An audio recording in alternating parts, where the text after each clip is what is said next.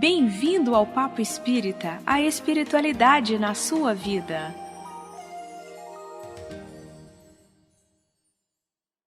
Olá, eu sou a Ana Cristina Sampaio e hoje estamos aqui para mais um Papo Espírita. E o tema de hoje tem tudo a ver com a nossa vida. Afinal, que crise é essa? Não está fácil para ninguém em nenhum lugar do mundo. Aqui no Brasil, corrupção, crise econômica e política.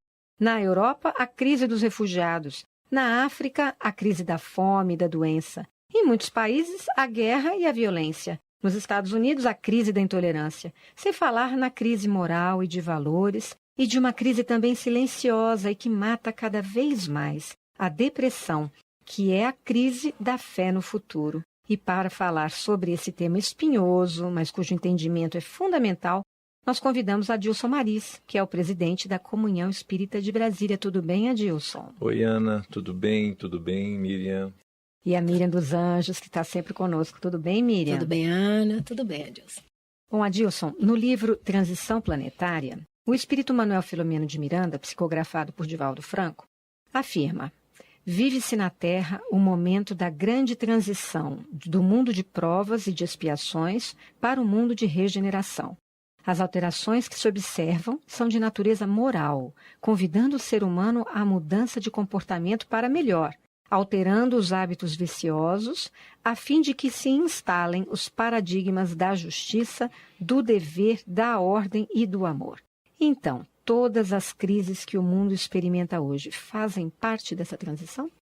Ana, a humanidade ela está mergulhada num processo de crescimento. Desde que o Cristo esteve entre nós, quando ele veio até nós, ele já começou a provocar a grande transição do planeta. A transição ela não se dá unicamente num pequeno momento como agora. Ela já surge desde quando Cristo veio. E ele faz a grande revelação do amor. Então a humanidade ela já amadurecida tem condições de compreender o que é amar a Deus e amar o próximo, como a si mesmo. Então, a partir daí, uma grande modificação em cada espírito que habita esse planeta se inicia, porque nós somos convocados a olharmos dentro dos nossos olhos e perguntar: o que é que eu posso me modificar? Naturalmente, quase 2000 anos, desde quando Jesus começou a pregar, que ele pregou 3 anos e começou em 2030, no ano 30. Então, há quase 2000 anos passados já, nós estamos sendo deparados com um convite final. Jesus nos convida finalmente a dizer assim: olha, desde a minha vinda até agora, você se transformou? Você adquiriu e assimilou tudo aquilo que eu trouxe em nome do Pai? Por isso que está tudo isso que ocorre hoje, vamos dizer assim, é um reflexo da grande mudança, da grande faxina que a casa precisa passar. E Deus, como misericordioso que Ele é, Ele não pode permitir que nenhum espírito saia deste planeta sem a oportunidade da reencarnação. Quando a gente vai no anuário de 1984, André Luiz já falava que no orbe terrestre nós tínhamos mais de 20 bilhões de espíritos. E esses espíritos ainda permanecem. Todos eles precisam reencarnar. E naturalmente muitos ficaram sem reencarnação. Muitos estavam já acostumados, vamos dizer assim, na própria escuridão, no seu egoísmo, nas suas dores. Então é permitido que todos esses espíritos venham e reencarnem para dar o testemunho dele, se é possível ele permanecer ou não aqui na Terra. E eles vão habitar em todo o planeta. Daí que a gente percebe uma explosão de dores, uma explosão de agressividade. Todos eles estão tendo oportunidade. E a cada um de nós foi dado um papel importante. Em que eu posso colaborar? Porque nós também estivemos mergulhados nessas dores. Nós também tivemos a penumbra sobre nossos olhos. E quando a gente aceita Jesus, com o convite que ele faz finalmente, então com a doutrina dos espíritos, então que é o marco maior da transformação, esse marco que diz assim: olha, a humanidade evoluiu mais. O amor Jesus trouxe, a justiça antes com Moisés. Agora não, agora é a verdade. Agora vocês precisam compreender como Deus atua, como ele modifica todos os processos que nos são colocados para que a gente possa agir e interagir. 160 anos são passados. Quando a gente mergulha num dos livros, Brasil, Coração do Mundo, Pátria do Evangelho, Irmão X, então Humberto de Campos, ele nos relata que do advento do Espiritismo, 200 anos depois, a Terra estará regenerada. Então isso nos dá um ano de 2057. A doutrina dos Espíritos, ela surge com a publicação do Livro dos Espíritos, em 18 de abril de 1857, 200 anos depois, agora. Então estamos quase chegando lá, 38, 39 anos aproximadamente. Então todos esses espíritos estão reencarnando, estão tendo a oportunidade deles. Naturalmente, muitas dores ainda iremos viver, e muitas dores pessoais, porque o espírito ele vem e ele precisa, ele está no subconsciente dele, que se ele não se modificar, ele vai, vamos dizer assim, ser expulso do paraíso. Então aquilo que está na Bíblia lá, que Adão e Eva foram expulsos do paraíso, vai se ocorrer novamente, vai se dar novamente. Todos esses irmãos que já estão num grau de evolução intelectual, mas moralmente não, eles não têm capacidade de permanecer, eles serão convidados amorosamente por Jesus a ingressar em um outro orbe, construir uma nova humanidade. Então eles serão expulsos do paraíso. Cabe a cada um de nós trabalharmos intensamente para que a maioria de todos que aqui habitam possam perceber que é possível sim permanecermos na Terra. É possível sim compreendermos o amor. Então tudo isso que está acontecendo é, vamos dizer assim, a grande promoção que a Terra sai de uma escola primária para uma escola secundária. Então a escola evolui. Apenas os alunos que evoluírem junto com a escola permanecerão. Aqueles que forem reprovados vão para uma escola ainda primária. Então a crise de fato existe. É a crise da chamada da transformação, não é isso, Adilson? É uma crise moral. Moral, exato. Se a gente parar para pensar, é moral. Intelectualmente, o ser humano avançou muito. Muito. Gente, 50 anos atrás, 100 anos atrás, a gente vê um avanço incrível. Mas, infelizmente, a gente também percebe nitidamente que não foi junto, né? O desenvolvimento intelectual e o desenvolvimento moral, né? Mas a espiritualidade explica isso muito bem, né? Para que a gente possa amar a Deus, a gente tem que primeiro entender um pouco, compreender as leis dele. Por meio das leis, a gente ama a Deus. Jesus, dentro da sua grande sabedoria, ele falou assim, qual é o maior dos mandamentos? Ama o Senhor teu Deus, teu amor, teu coração, né? E eu vou dar um segundo que é complementar esse primeiro. Ama o teu próximo como a ti mesmo. Então, veja só. Jesus nos diz, olha, é mais fácil nós nos amarmos. Então, a gente faz o caminho reverso para compreendermos e amarmos a Deus. Então, primeiro eu me amo. Isso é mais fácil. Eu querer o melhor para mim. A partir do momento então, que eu começo a me amar, que eu gosto de mim, que eu quero o melhor para mim, eu entro ainda num outro patamar, que é assim, opa, isso é bom para mim, isso é bom para a Miriam, isso é bom para a Ana. Então eu vou trabalhar para que a Ana e a Miriam tenham a mesma satisfação que eu tenho. Então eu começo a vivenciar a caridade. Então Jesus diz assim, olha, ame a si, transforme esse amor para o próximo, que você estará amando a Deus. Porque como é que eu posso compreender um Deus que eu não vejo, que eu não sinto? Então Jesus nos convida a amarmos a Deus, compreendermos Deus em nós e no próximo. Aí Deus está dentro da gente. E essa questão moral, de nós nos entendermos como irmãos.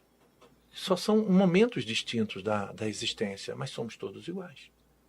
Verdade. Só chamando a atenção, o Adilson falou uma coisa muito importante que às vezes passa desapercebido.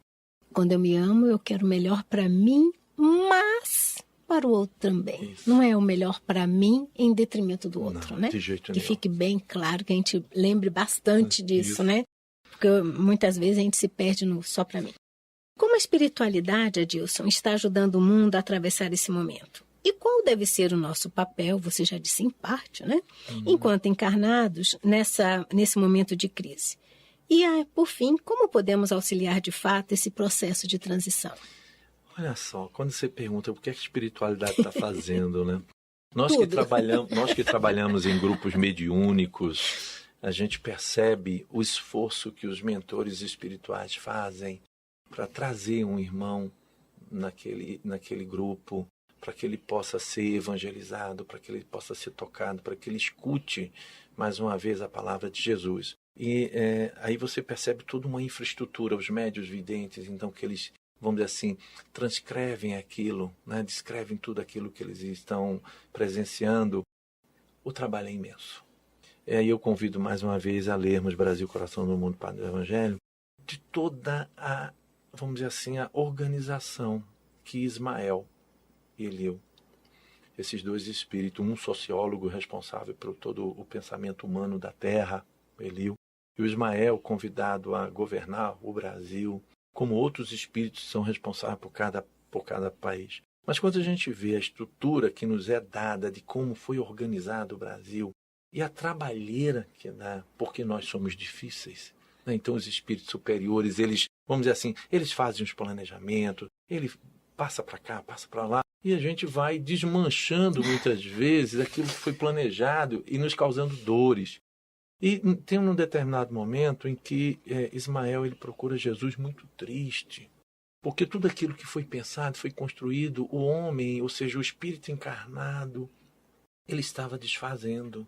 É onde Jesus, na sua sabedoria divina, ele fala assim, não se preocupe, o Pai está a governar tudo, mas você faz o seguinte, porque ele foi chorar para Jesus pelo processo inicial da escravidão no Brasil, né? Aí ele fala assim, olha, vá, mergulhe nas sombras do planeta, busque as imensas, as inúmeras, as infinitas almas que estão lá, rogando ao Pai uma nova oportunidade para renascerem. E quando ele nos relata, Humberto de Campos, que eram reis, donos de feudos, pessoas importantíssimas, donas de poder, que faliram ao longo de milênios, mas que estavam conscientes que precisavam agora reencarnar, e vamos dizer assim, e pela dor se equilibrarem harmoniosamente. Então eles vêm e reencarnam aonde? Eles reencarnam muitos na África para serem escravizados no Brasil. Então a gente percebe que a justiça divina ela vem trabalhando, ela se utiliza, vamos dizer assim, ela prevê o desandar do homem, mas ninguém sofre nada que não precise passar pela experiência. E tudo isso é vamos dizer assim, é um trabalho hercúleo que a espiritualidade tem. Não param. Os espíritos superiores não param, trabalham o tempo inteiro, integral, eles não precisam do nosso descanso. Nós estamos mergulhados no corpo físico, a gente trabalha, a gente tem um cansaço, a gente precisa descansar, precisa dormir, senão vamos fatigar e vamos dizer assim, provocar um suicídio indireto. Né? Então tem um trabalho intenso. A própria doutrina espírita, ela já demonstra o amor de Deus por nós, porque conscientes das nossas responsabilidades, quando você pergunta o que é que nós temos que fazer. Ora, quando eu conheço como funciona a lei divina, como é que eu devo agir? Por que eu vou ficar perdendo tempo? Então eu tenho que servir. Jesus nos convida a servir. Então o que é que nós deveremos fazer? Sermos servos do Senhor. Onde eu puder, eu tenho que fazer o bem. Eu começo fazendo o bem comigo. Eu faço o bem com a minha família. Eu faço o bem com os meus vizinhos, com os meus amigos de trabalho, meus colegas. Eu faço o bem no trânsito. Eu faço o bem aonde eu estiver. E isso nos exige uma vigilância constante. Eu tenho que estar o tempo todo pensando no que eu penso. Eu não posso simplesmente voar. Eu não posso devanear. A vida não nos permite mais isso. Então eu tenho que pensar naquilo que eu penso. Eu tenho que vigiar. Para quê? Para que as minhas emoções elas não deem sobressalto. Elas possam estar em equilíbrio. Para que a minha vida possa ser salutar. Então, vamos servir. Independente de sermos espíritas ou não. O espírita ele tem uma responsabilidade maior. Porque ele passa a conhecer como Deus atua. E a responsabilidade é maior. Ele vai ser cobrado muito mais do que qualquer um outro. Mas aí eu sempre falo para as pessoas, gente, olha, quer transformar o mundo? Transforme a si mesmo. Como é que eu posso ajudar? Hoje, seja melhor do que você foi ontem. Amanhã, seja melhor do que você está sendo hoje. Ninguém quer Marte. Ninguém quer um super-homem. Nós queremos pequenas doses homeopáticas de bondade. Se nós fizermos isso dia a dia, estaremos ajudando Jesus. E Jesus disse que veio instalar o reino de Deus na Terra. Então, o que nós podemos entender por esse reino de Deus, Adilson? Tanta gente procura o reino dos céus, né? Procura o reino de Deus. Ele nos lembra, né, que os mansos e pacíficos herdarão a terra. Então começa, os mansos e pacíficos herdarão a terra, e os misericordiosos herdarão o reino dos céus. Então veja só, eu tenho que ter misericórdia. Porque esse reino não é um lugar. Não é um lugar material. Eu vou para o céu, eu vou para a nuvem, ou eu vou para uma cidade. Não. Eu posso estar na terra, encarnado, agora, e dizer assim, o reino dos céus me pertence, porque ele está dentro de mim. Eu não vou buscar o reino dos céus no centro espírita. Eu não vou buscar na igreja, eu não vou buscar na rua. Não, eu vou buscá-lo em mim. Então eu tenho que fazer uma reflexão. Como eu estou? Como é que eu estou vivendo dia a dia? E a partir do momento em que eu me compreendo como ser humano e que aquele que está ao meu lado também é um ser humano e que tem os mesmos direitos meus, eu não vou exigir as minhas obrigações para ele, mas ele tem os mesmos direitos meus. Quando a gente compreende isso, Jesus faz parte de nós, né? Porque a porta do Cristo para adentrar na nossa casa moral, na nossa casa mental, na nossa casa emocional, ela não tem fechadura para fora, ela tem fechadura para dentro. A gente é que abre e convida Jesus a entrar. Ele está ali, ele está esperando. Então, precisamos nos trabalhar dessa forma, né? E nessa construção diária, o reino dos céus, ele vai se fortalecendo dia a dia em nós. Tem até uma brincadeira que de vez em quando a gente fala, quando você desencarnar, você vai para, eu vou para o céu. Vai para o céu, né? É o centro espírita no umbral. Então, onde é que nós vamos querer trabalhar?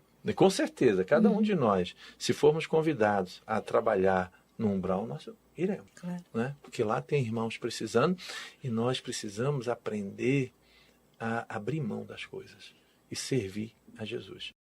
Imaginemos que Jesus desceu das luzes excelsas até aqui por amor ao Pai e por amor a cada um de nós. Então, vamos fortalecer o nosso coração, vamos fortalecer o nosso pensamento para não cairmos em tentação e assim, mesmo na terra, encarnado, dizer assim, eu já estou no céu.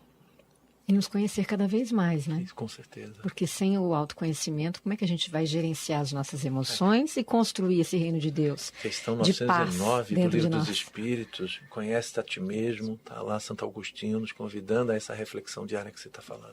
E Ana, nos outros programas do Papo Espírita, se nossos ouvintes estão bem atentos, eles vão perceber uma certa constância em diferentes temas que a gente tem batido papo, da urgência da gente se auto-perceber, de se permitir mudar a benefício de si mesmo, né? Dos pensamentos e da sintonia, de tudo isso. Sabe né? que as pessoas, quando falam em transição planetária, elas acham, não vou fazer nada, vai mudar tudo. É exterior, não, né? Assim, não, vem de fora, é exógeno, vem de fora para dentro. Não, é de dentro para fora.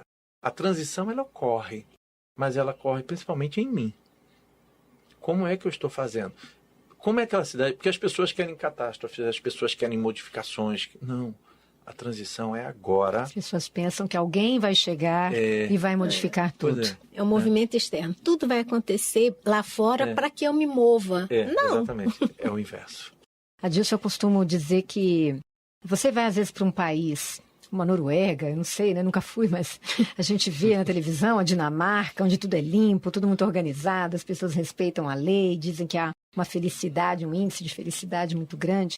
E aí você observa que os moradores de lá, né, são pessoas que respeitam a faixa de pedestres, respeitam o estacionamento do idoso e uma série de outras regras de comunidade, né, de convivência. Eu entendo que quando nós estivermos evangelizados, né, dessa forma, respeitando, entendendo que eu preciso respeitar o direito do outro, que o outro tem tanto direito quanto eu, ou seja, trabalhar o meu egoísmo, né? Isso.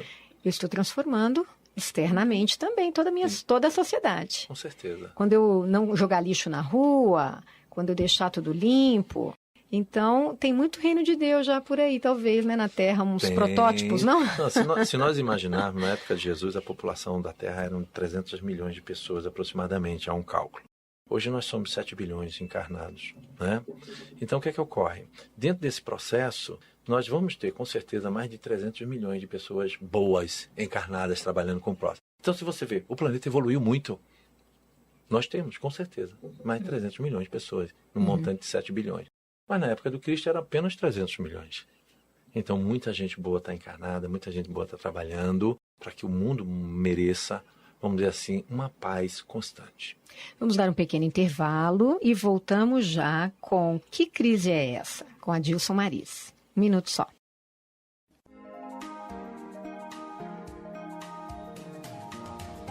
Nós estamos nas redes sociais. No Facebook você pode acessar facebook.com/Comunhão Espírita. No Twitter, twitter.com/Comunhão Oficial. Estamos também no YouTube. Acesse youtube.com/Comunhão Espírita de Brasília. E siga o nosso Instagram, @Comunhão Espírita. Acompanhe, divulgue e participe de nossas atividades. Voltamos ao Papo Espírita. O tema de hoje é Que Crise é Essa? E temos conosco no estúdio Adilson Maris, que é o presidente da Comunhão Espírita de Brasília. Adilson, que transformações nós podemos esperar nos próximos tempos? Como você vislumbra o ser humano regenerado e que terra você acha que nós vamos herdar? Uma boa pergunta, né? Muitas pessoas nos abordam querendo saber como é que o planeta vai ficar. Eu confesso a você que eu nunca tive num planeta regenerado. Se tive, eu não me lembro. Eu acho que a gente ainda não teve essa oportunidade. Então, quando a gente lê a literatura espírita e nós observamos a evolução do processo e o próprio Evangelho segundo o Espiritismo, quando ele faz a classificação dos planetas, né? O que é que ele diz? Um planeta de expiações e provas, que é a Terra, nós temos uma predominância das ações que ainda o amor não está construído sobre o próprio amor, né? Então, como a gente costuma dizer, o mal é a ignorância do bem. O mal em si mesmo ele não existe, mas ao desconhecer o bem e o valor do bem, e você vive uma vida fora disso, você acaba prejudicando as pessoas. Então, um planeta de expiações e provas, ele se dá por esses tipos de comportamento egoísticos. É tudo para mim. O outro não tem vez num tipo de planeta como esse. Então a Terra vem evoluindo, passando por isso. Nós vamos entrar numa regeneração. O que nos dizem os espíritos? Que todo espírito propenso ao bem tenha uma chance ainda de vivenciar o amor, herdará a Terra. Todos aqueles que não têm essa condição mais, aqui não permanecerão. Então, a gente tem que estar atento, porque muita gente, as pessoas falam assim, a Terra vai regenerar em 2057, vai estar tudo lindo e maravilhoso. Não. Nós ainda vamos estar aqui, propensos ao erro, mas com muita vontade de acertar. Então, não pensem que a regeneração vai ser, tira todo mundo. Cuidado, nesse todo mundo a gente vai junto. Às vezes a gente se acha muito bem, eu vou ficar, né? Meu lugar está garantido, está carimbada a minha casinha, né?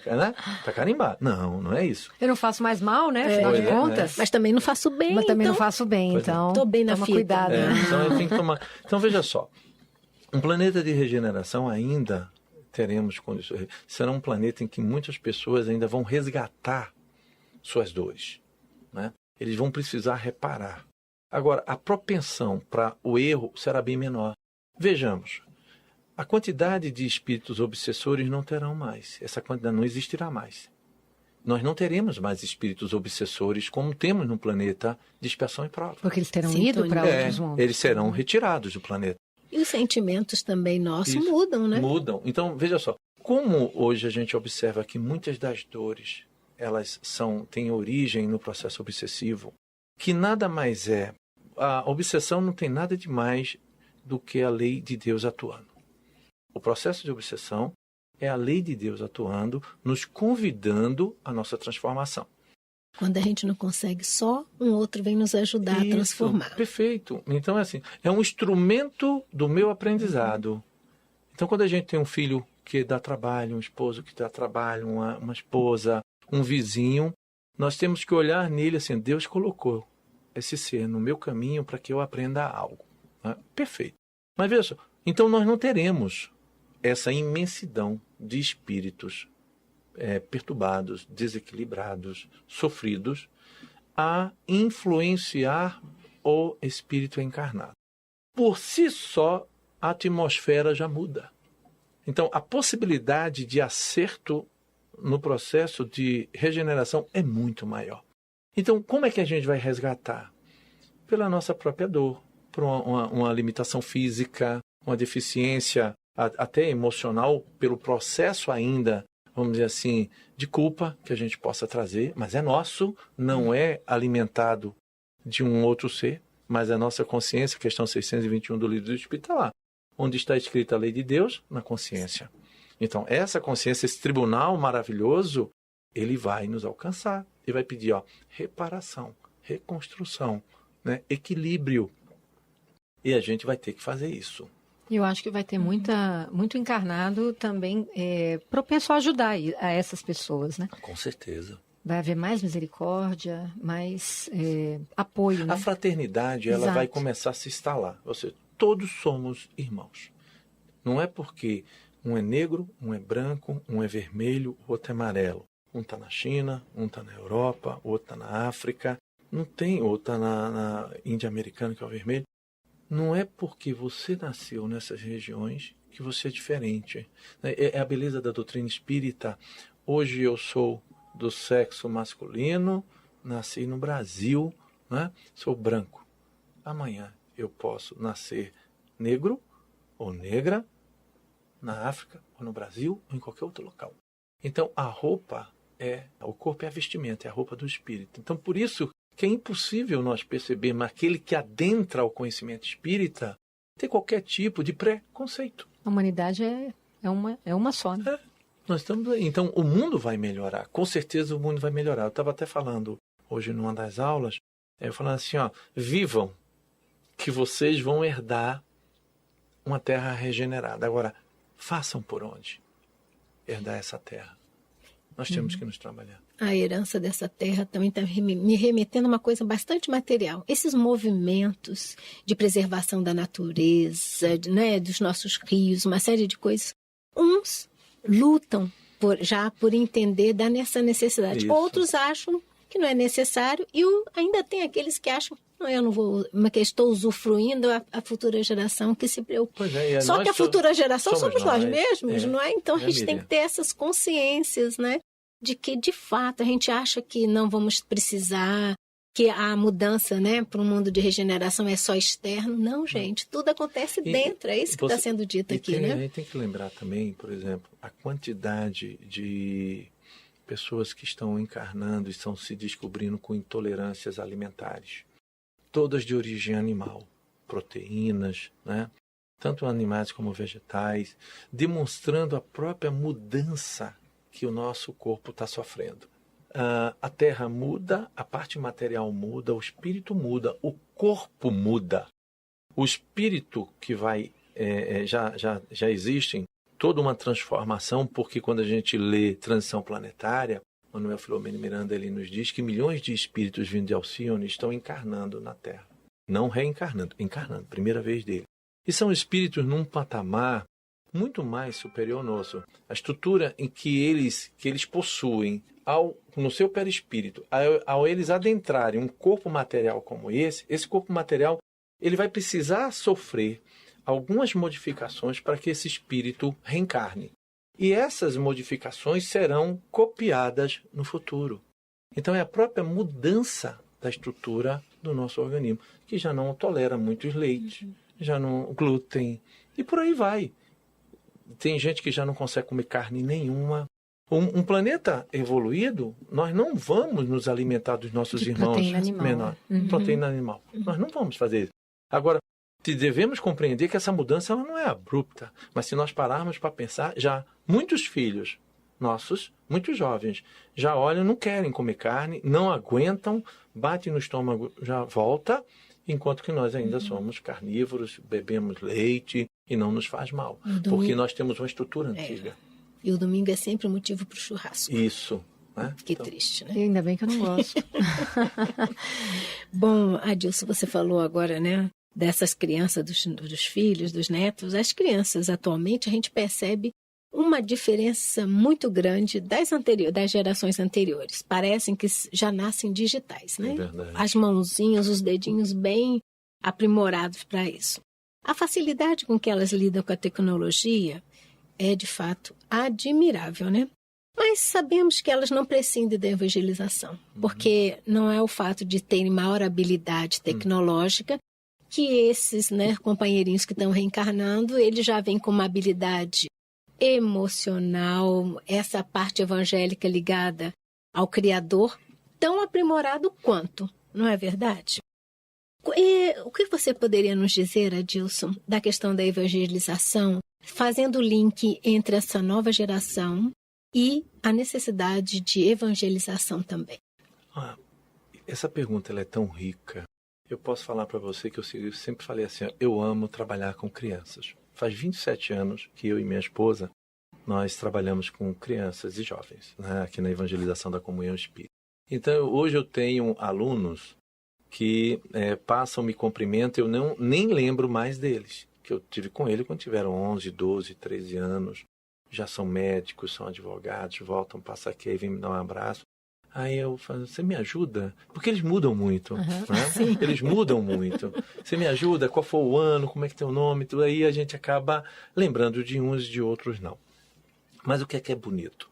É que esses jovens, quando eles persistem, mais ainda os pais, porque independente do processo do espírito, ao encarnarmos na Terra, a carne ela é muito grotesca, ela influencia muito. Nós ficamos à mercê realmente da influência da carne, do mundo material. Né? E o pai e a mãe têm um papel fundamental nesse processo de educação ao levar a criança à evangelização. Porque é um momento em que nós convidamos esses jovens a pensarem em Deus, a pensarem em si como criaturas divinas, como filhos do Criador, a trabalharmos a ética e a moral, que normalmente, hoje, infelizmente, muitos pais relegam à escola ou não se preocupam com nada disso. E é uma oportunidade ímpar de, entre eles mesmos, numa condução muito fraterna, pararem para pensar na própria existência de cada um deles, de que estão ali momentaneamente, que estão numa viagem, que é necessário fazer uma viagem equilibrada, saudável, fazer a aprovação dele, ou seja, ser aprovado na encarnação. E a evangelização, a gente, desde hoje, aí, a Comunhão já tem evangelização de bebês. Olha só a evolução do planeta. A gente já está fazendo evangelização de bebês. Aí você fala, mas como? A criança, tem um casal, tem uma história do Chico, que um casal estava com um filho de 1 ano de idade e procura o Chico, perguntando qual era o melhor momento para evangelizar o filho. E Chico diz para ele que o melhor momento eles já tinham perdido, que é exatamente na gestação. Na gestação você conversa com o bebê, você acaricia a barriga, você bota música, você diz que o ama, você se aproxima do Espírito, você dá segurança para que ali ele encarne, dizendo serei amado, serei protegido. Isso dá uma segurança ao Espírito. Então, quando ele vem ao mundo material, ele já está com uma estrutura bem diferente. Mas mesmo assim, já estamos com a evangelização de bebês, que é de 1 até os 3 anos e meio, onde os pais participam desse trabalho, dessa construção. O tempo todo a gente consegue falar da própria vida, com bonequinhos, com fantoches, e vai envolvendo todos eles. É lindo. Tem tanta, a coisa está tão bonita que tem evangelizador querendo sair dos mais velhos e para os pequenininhos. Nossa, né? Essa criança deve levar para o resto da vida, Isso. né? Aí você vê. Esse carinho, esse ensinamento. Essa construção, ela vem desde lá até os 18 anos. E nós sabemos que quando o jovem hoje ele chega aos 11, 12 anos, eles estão com a adolescência precoce. Muita gente fala, são os aborrecentes, né? Mas são nossos filhos, nós os amamos a todos, né? E eu falo assim para os pais, o pai chega assim, Adilson, meu filho não quer ir mais à evangelização, o que é que eu faço? Eu falei, traga, use a sua autoridade de pai. Não, mas ele diz que o professor é chato, a aula é maçante. Eu falei, legal. Se ele chegasse para você assim, pai, não quero ir para a escola porque o professor de matemática é chato, é maçante, aquela aula de história eu durmo. Aí fala assim, não. Aí eu falo, opa, então vocês têm uma preocupação muito mais importante para a formação intelectual, que vai dar uma estabilidade material ao seu filho, do que a uma formação moral, espiritual, que vai dar uma estabilidade emocional ao seu filho. Porque não adianta ele ter muito dinheiro, como a gente tem muito aqui na casa, e muita gente que tem recursos e que procuram a casa altamente deprimidos, numa tristeza profunda, que adianta ter todo um patrimônio quando a alegria do viver não existe. Quando a gente muitas vezes vê pessoas sem recursos nenhum, altamente alegres pela vida. Então, o papel da evangelização é fazer com que o mundo do Cristo, o mundo de Deus, que não é esse mundo, o reino dele, Jesus já disse, o meu reino não é deste mundo. Esse reino seja presente em todos os instantes e que venhamos a nos sentir sempre no reino dos céus, encarnado ou não. Então, esse fortalecimento espiritual, moral, ético, de religiosidade, o ser evangelizado adquire. Agora, não queira só deixar o seu filho aqui e vai para o shopping. Não faça claro. isso. Terceirizando. Não é isso. É porque o menino fala assim, não quero porque isso não é legal. Mas por que não é legal? Meu pai me deixa aqui e vai sair. Mas tem trabalho para o pai e o pai não fica. Para vocês terem ideia, nós temos 500 jovens na nossa evangelização. 500 jovens na evangelização em 2 turnos. Nós temos 110 pais. Jura? Cadê os outros pais? Cadê os outros pais? Estão aonde? Entendeu? Então, às vezes, o criança fala, não vou porque meu pai não gosta, também eu não gosto. Não é bom para ele, não é bom para mim. E o exemplo, né? Pois é. A palavra, ela motiva, ela influencia, mas o exemplo arrasta. Então, a gente tem que dar o exemplo. Pois é.